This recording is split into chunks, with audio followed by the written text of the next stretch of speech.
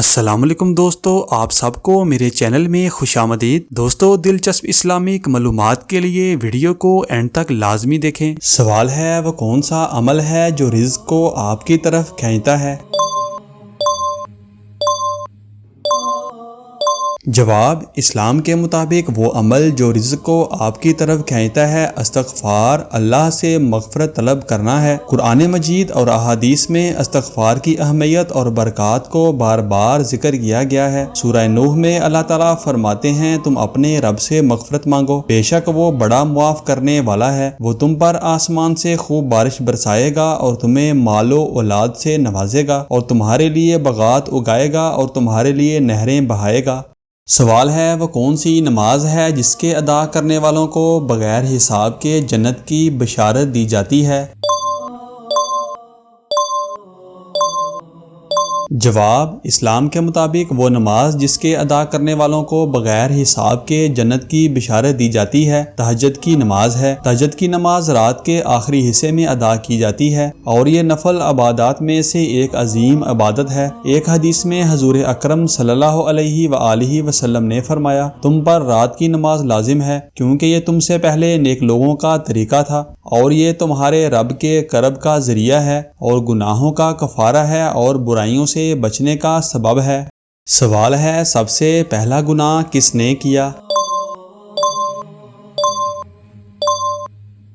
جواب: اسلام کے مطابق سب سے پہلا گناہ ابلیس شیطان نے کیا تھا۔ جب اللہ تعالیٰ نے حضرت آدم علیہ السلام کو پیدا کیا اور فرشتوں کو حکم دیا کہ ان کو سجدہ کریں تو تمام فرشتے اللہ کے حکم کے تابع ہو کر سجدہ میں چلے گئے، لیکن ابلیس نے تکبر اور غرور کی وجہ سے سجدہ کرنے سے انکار کیا۔ یہ انکار اس کا پہلا گناہ تھا جو تکبر اور نافرمانی کی صورت میں ظاہر ہوا۔ قرآن مجید میں اس واقعے کا ذکر ہے، اور جب ہم نے فرشتوں سے کہا کہ آدم کو سجدہ کرو تو ابلیس کے سوا سب نے سجدہ کیا، اس نے انکار کیا اور تکبر کیا اور وہ کافروں میں سے ہو گیا۔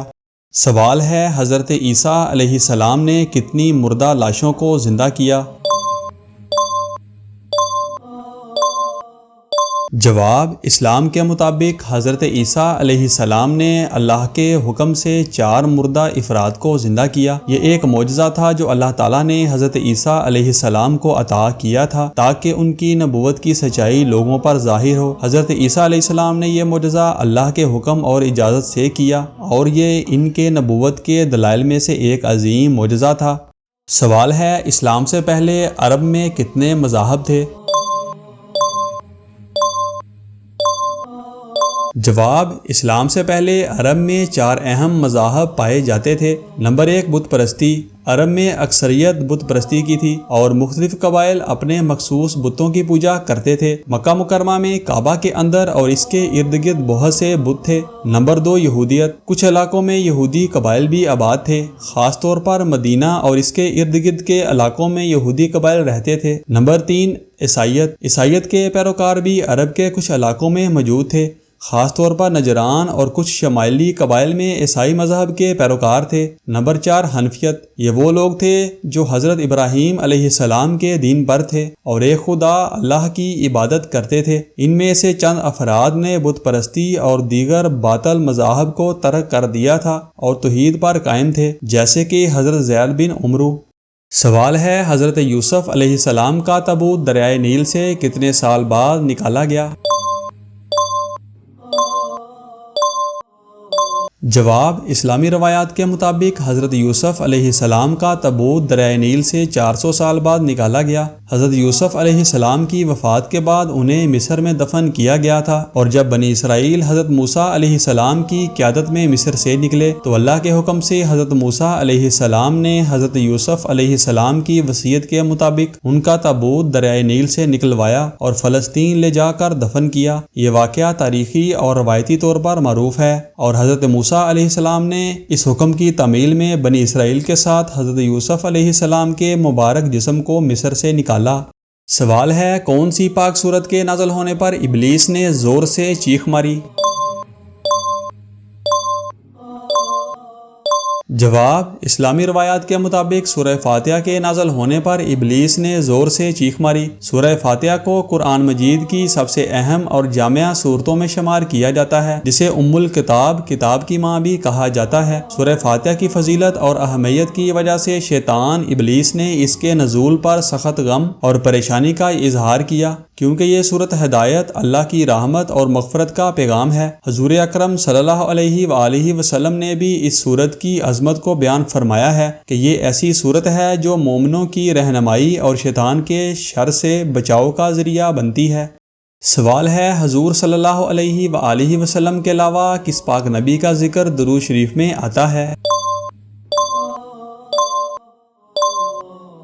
جواب: اسلام کے مطابق حضور صلی اللہ علیہ وآلہ وسلم کے علاوہ حضرت ابراہیم علیہ السلام کا ذکر درود شریف میں آتا ہے۔ درود ابراہیمی جو نماز میں پڑھا جاتا ہے، اس میں حضرت ابراہیم علیہ السلام اور ان کی آل پر اللہ کی رحمت کی دعا کی جاتی ہے۔ درود ابراہیمی کے الفاظ یہ ہیں: اللہم صلی علی محمد وعلی آل محمد کما صلیت علی ابراہیم وعلی آل ابراہیم انک حمید مجید، اللہم بارک علی محمد وعلی آل محمد کما بارکت علی ابراہیم وعلی آل ابراہیم انک حمید مجید۔ سوال ہے: کون سے صحابی نے مصر کو فتح کیا؟ جواب: اسلام کے مطابق وہ صحابی جنہوں نے مصر کو فتح کیا وہ حضرت عمرو بن عاص رضی اللہ تعالیٰ عنہ ہیں۔ حضرت عمرو بن عاص ایک معروف صحابی اور بہادر سپہ سالار تھے۔ انہوں نے خلیفہ دوم حضرت عمر بن خطاب رضی اللہ تعالیٰ عنہ کے دور میں 641 عیسوی 20 ہجری میں مصر کو فتح کیا۔ حضرت عمرو بن عاص رضی اللہ تعالیٰ عنہ کی قیادت میں اسلامی فوج نے رومی سلطنت کو شکست دی اور مصر کو اسلامی سلطنت میں شامل کیا۔ مصر کی فتح کے بعد حضرت عمرو بن عاص رضی اللہ تعالیٰ عنہ نے وہاں اسلامی حکومت قائم کی اور مصر میں اسلام کو فروغ دینے میں اہم کردار ادا کیا۔ سوال ہے: مدینہ منورہ میں سب سے پہلے کون سی پاک سورت نازل ہوئی؟ جواب: اسلام کے مطابق مدینہ منورہ میں سب سے پہلے جو سورت نازل ہوئی وہ سورہ بقرہ ہے۔ یہ سورت مدنی سورتوں میں سب سے طویل اور اہم سورت ہے، جس میں احکام عبادات اور مسلمانوں کے لیے مختلف مسائل کا ذکر کیا گیا ہے۔ سورہ بقرہ کی فضیلت کے حوالے سے بھی کئی احادیث میں ذکر ملتا ہے اور یہ سورت مسلمانوں کے لیے ایک رہنمائی کا ذریعہ ہے۔ اس میں نماز، روزہ، زکوٰۃ، حج اور دیگر اسلامی احکام کے متعلق تفصیلی ہدایات دی گئی ہیں۔ سوال ہے: صدقہ میں کون سی چیز دینے سے مصیبت جلدی ختم ہو جاتی ہے؟ جواب: سعید بن یسار سے روایت ہے کہ حضرت ابو ہریرہ رضی اللہ تعالیٰ عنہ بیان کرتے ہیں کہ رسول اللہ صلی اللہ علیہ وآلہ وسلم نے فرمایا: جو کوئی پاکیزہ مال صدقہ کرتا ہے اور اللہ تعالیٰ تو پاکیزہ مال ہی قبول فرماتے ہیں تو رحمان اسے اپنے دائیں ہاتھ سے لیتا ہے، وہ اگرچہ ایک کھجور ہی کیوں نہ ہو، پھر وہ رحمان کی ہتھیلی میں پھلتی پھولتی رہتی، بڑھتی رہتی ہے، حتیٰ کہ پہاڑ سے بھی بڑی ہو جاتی ہے، جیسے کہ تم میں سے کوئی اپنے گھوڑے کے بچے یا اونٹ کے بچے کو پالتا پوستا ہے۔ دوستو، اگر آپ کو ہماری یہ ویڈیو پسند آئی ہو تو اس کو لائک اور چینل کو سبسکرائب لازمی کریں اور ان خوبصورت اسلامک معلومات کو اپنے دوستوں کے ساتھ شیئر لازمی کریں۔